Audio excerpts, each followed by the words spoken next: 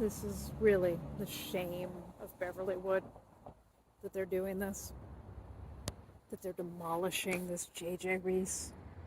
It is psychotic. This is rent-controlled, multifamily housing, and it's being destroyed after some serious improprieties at the Planning Commission.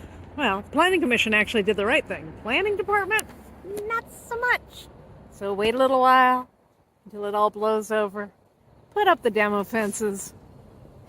Tear it all down. Bye, baby. I'm gonna miss you.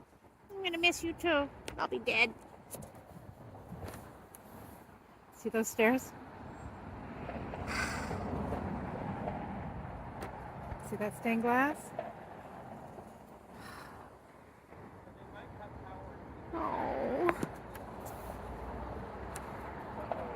Goodbye.